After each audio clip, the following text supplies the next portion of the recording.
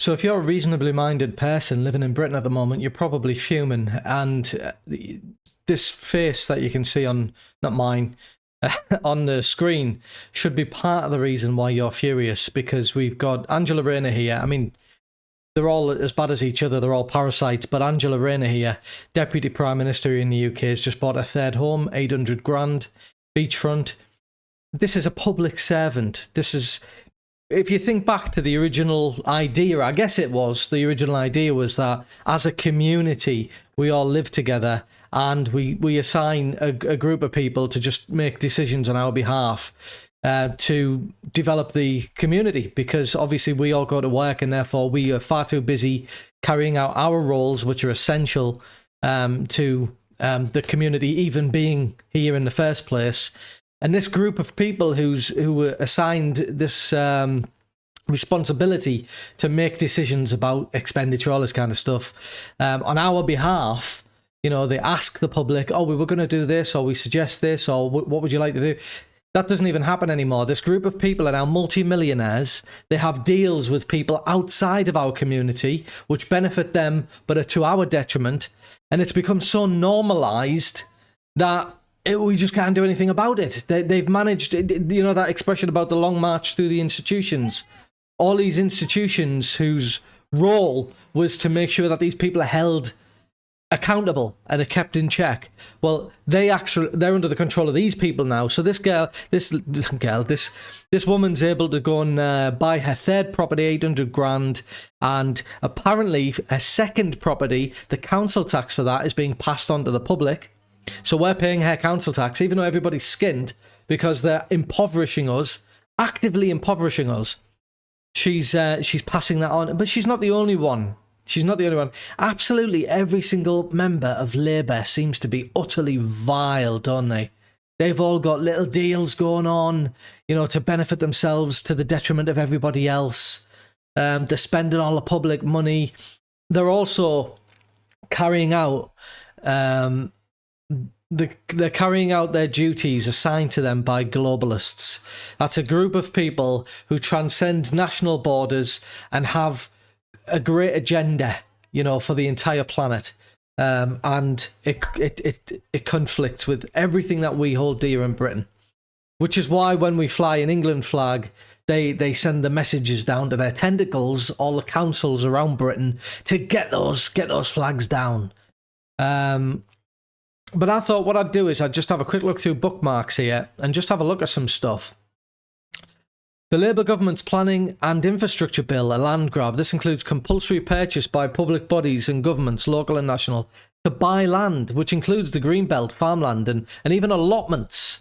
People like me and many other people have got allotments where you have a little patch of land. And if you want help from the local council, let's say the previous tenant, which is my case, the previous tenant leaves loads of shit all over, rubbish, big pieces of wood, all wheelbarrows are knackered.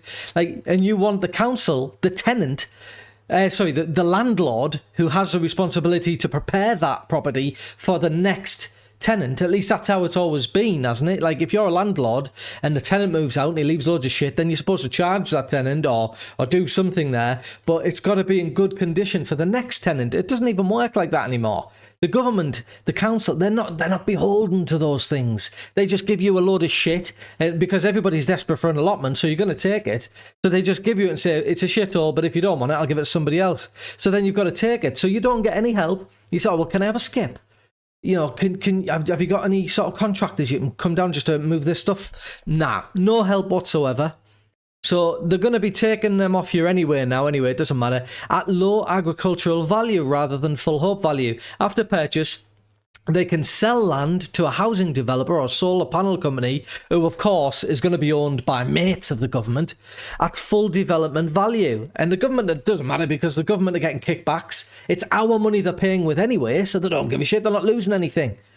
The bill also gives compulsory purchase rights to acquire land for nature. This is not a level playing field for farmers and food growers.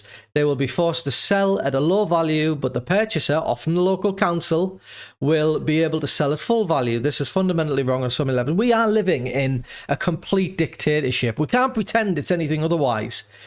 if you know, back in the Middle Ages, the king and the nobles, they would just basically have all of the land, and they'd be out there on horseback hunting. That would be like a pastime for them to be hunting, invite other important people. So I'm sure that's what they're trying to recreate. They're trying to rewild everything, right? Which sounds great, because you think, oh yeah, let's rewild, let's get the animals back and like protect the habitats.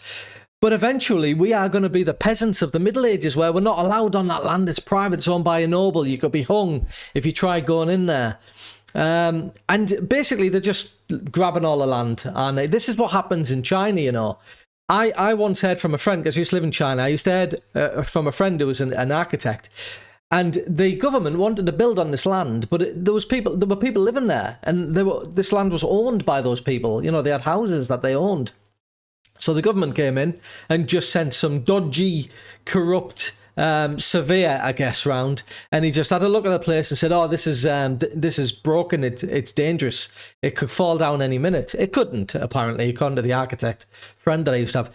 It wasn't going to fall down, but they said it was. They said it was a health risk, and then they just sent a bulldozer in and wiped the entire thing out.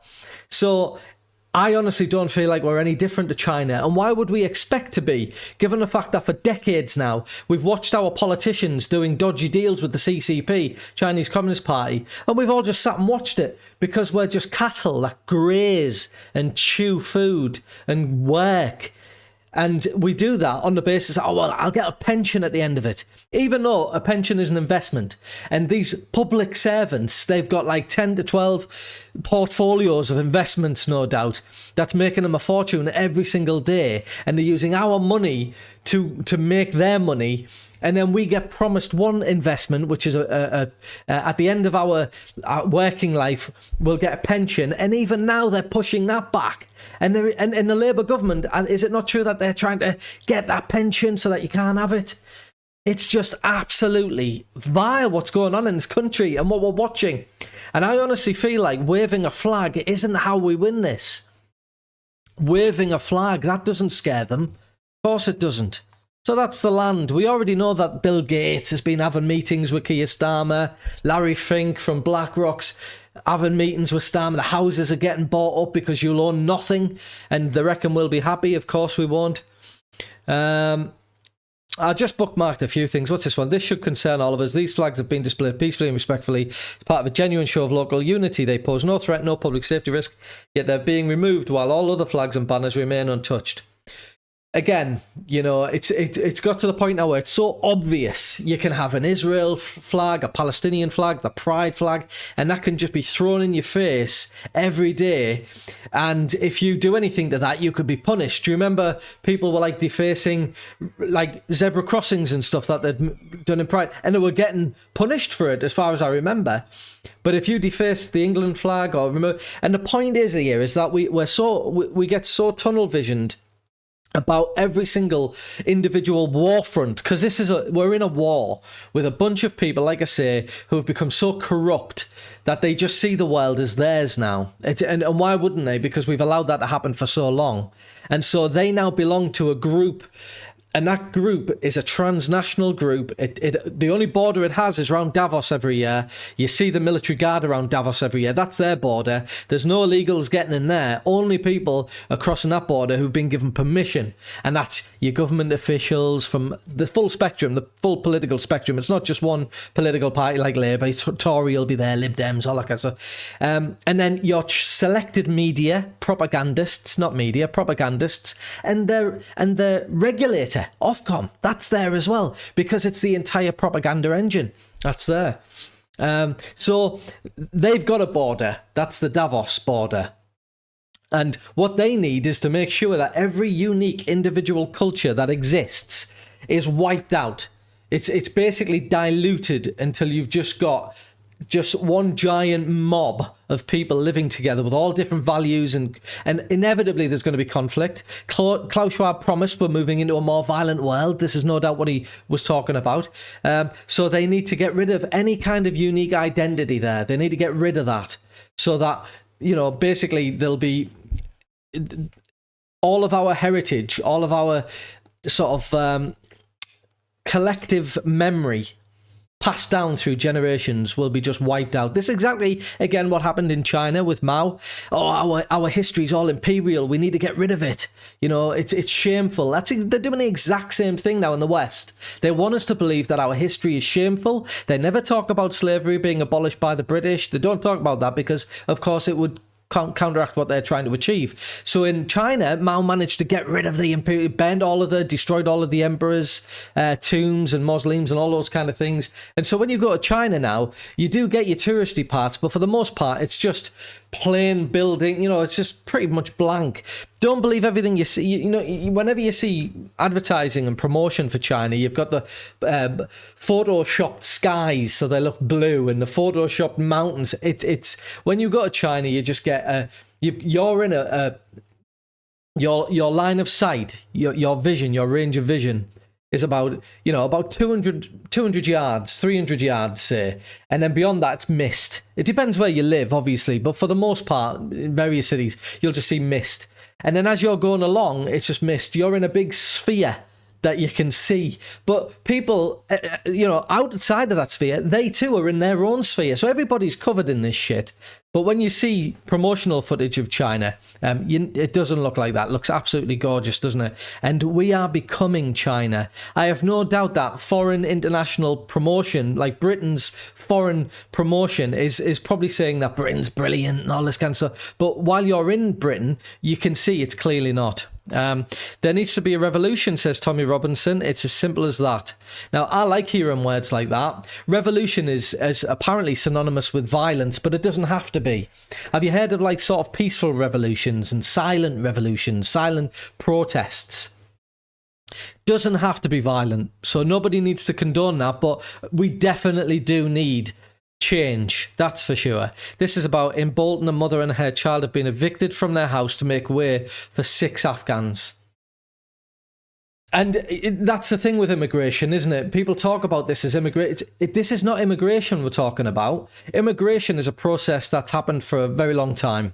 If a nation lacks skills, there's a skill shortage. They can't train fast enough in the UK. So we look elsewhere. We put a job ad out for people overseas and we say, come on in. And that's immigration. That's legal immigration. What we're talking about now is not legal immigration. We're talking about a corrupt government who I already said, the entire political class belongs to a transnational group of terrorists and they have an agenda. And we keep talking about how incompetent they are. They're clearly not incompetent. They've got an agenda. It's been public. I don't know what else they need to do to tell us about it because Klaus Schwab even published a book. So, so they've got an agenda there and they're basically importing en masse. Because it's always men. You get the odd woman, the odd child, just to make it look like, oh, look, get the camera, get the propagandist, the people who attend Davos, like Sky, Guardian, whatever it might be. Get them there to take a picture of this woman and child. And then we can sort of say, oh, no, it's women and children. But we know it's not. We know it's not. So they're importing a conscription army. It probably serves dual purposes. It's a conscription army, but it's also the new replacement citizenry. Because when you've got a citizenry that realizes that you're scum, that you're parasites, that because we can live without them, without politicians, because they wake up every morning and they set about. Their entire business day is setting about undoing Britain and impoverishing us to enrich themselves. So we can live without them, but they can't live without us, and that is a parasite, isn't it? It latches onto a host, and without that host, the host is doing all the work, and it just saps all the life out of it until eventually the host's dead. Well, that's us fairly soon, because we've now recognised the situation. We recognise the character of the people in government. We recognise the system that's being built around us. We don't want it. Well, they can't rule that. So they need to fracture society so that we're fighting each other and we're just completely weak and we can't unite against them.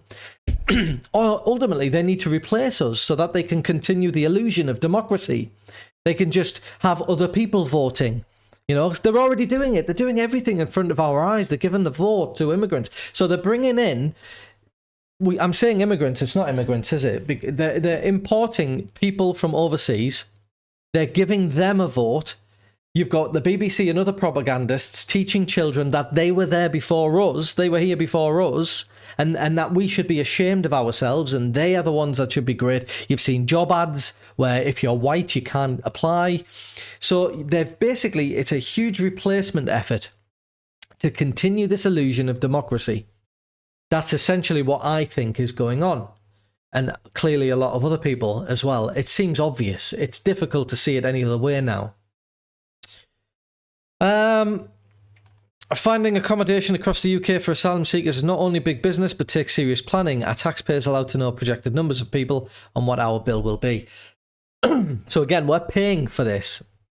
I think the biggest disappointment for me is that, I mean, I was saying this back in 2020 because I saw what was going on with COVID, and I thought, I really thought Britain would have risen up before now, because we can see what's going on. We can see what the government have done. We can see how it fits into that agenda, because that's when I feel like the formal declaration of war, or rather the formal war was declared by this transnational globalist group.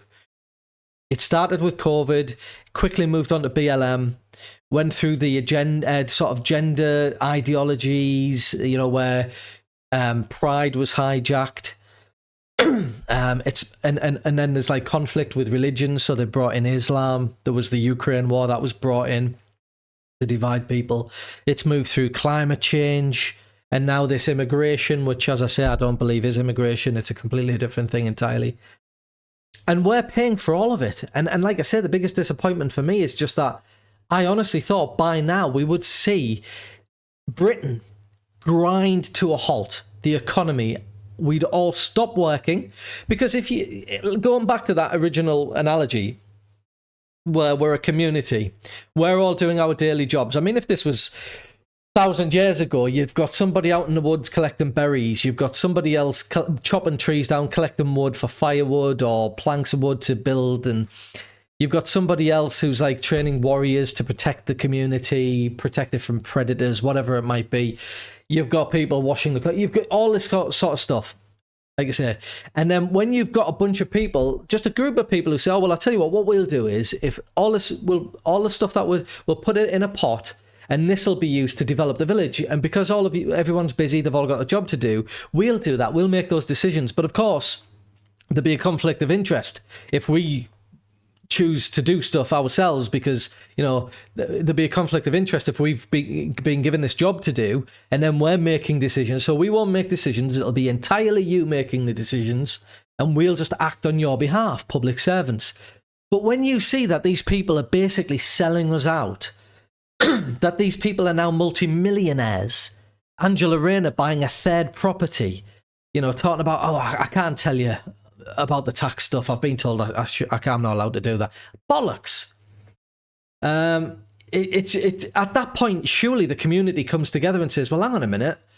We're actually continuing to fund. When we haven't changed our daily routines, we're still doing it. We're still going out there and driving everything forward. We are the engine, the fuel of this economy. And we're doing it despite knowing that you're actually plotting against us now. You're actually undoing the community. You're putting us all at risk. We're still going. Now, if you're a giant engine, fair enough, there's momentum there. It takes a while to wind down. But Christ almighty, it's been 5 years. So I'm not going to, I've taken longer than I thought I was going to, just having a rant here, so I'm not really going to work my way all the way down here, but we're still going on about COVID here because, of course, they're still trying to get accountability. Nobody's been held accountable in 5 years.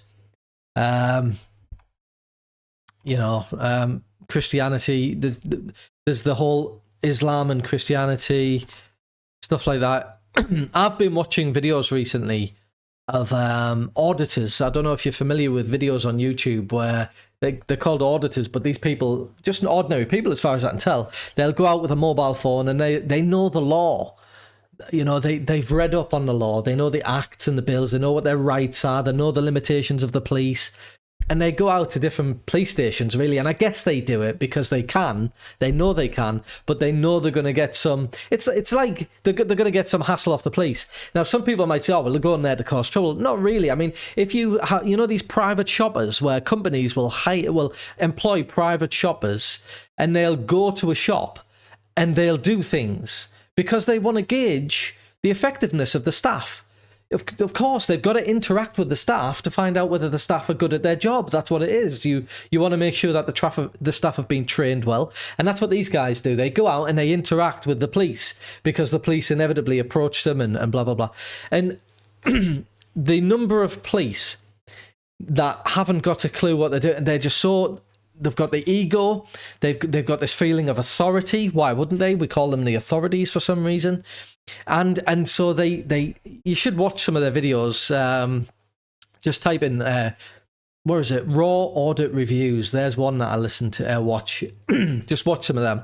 But look at this.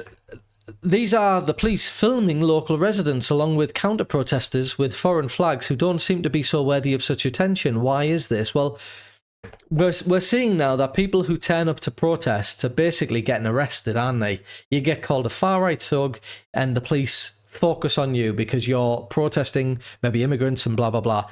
Then Hope Not Hate, who are business partners of the government, ship in all of these people who then perpetuate this idea that everybody who's protesting is a racist. Right, which has got nothing to do with it, of course. You and I know that if you're watching it. But these police are now recording them. Now, if you go to a protest and you put a mask on, right, they all put masks on, these guys. The ones with the, refugees welcome. They all get masks on, right?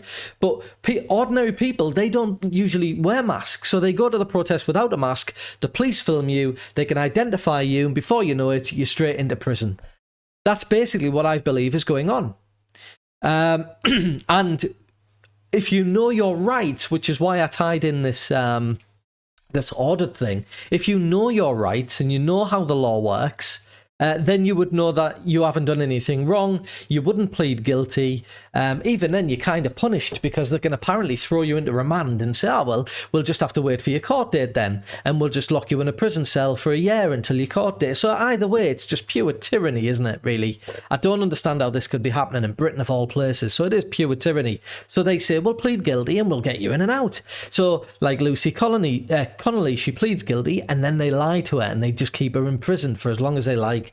And it's just disgusting. We live in an absolute tyranny. So that's what I think's happening here.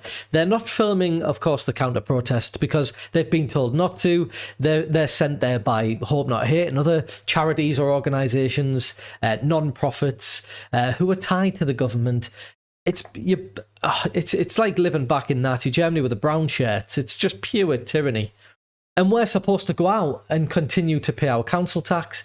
I heard that people of Epping are going to stop paying their council tax because, of course, the court ruling that we recently had about how asylum seekers, they come before the local residents, apparently. And the local residents are the one paying for this, for their council tax. So they're going to stop paying their council tax. This needs to be nationwide. This shouldn't just be Epping. And that's, again, another disappointing thing for me is we still haven't seen mass coordination. People whose voices are so influential are making an absolute packet through YouTube, monetization, ads, the whole thing.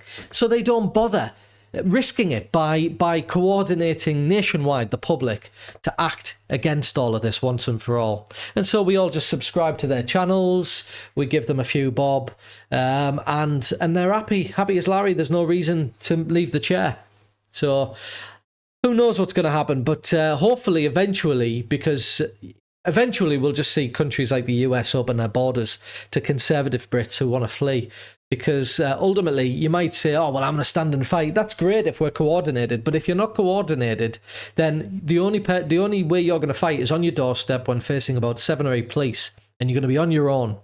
Because unless we're coordinated and shoulder to shoulder, you're just going to be picked off on your doorstep if you oppose this. You know, so these famous influential voices saying, just say no. It just feels a bit pointless, that advice. But we'll see. We'll see how it goes.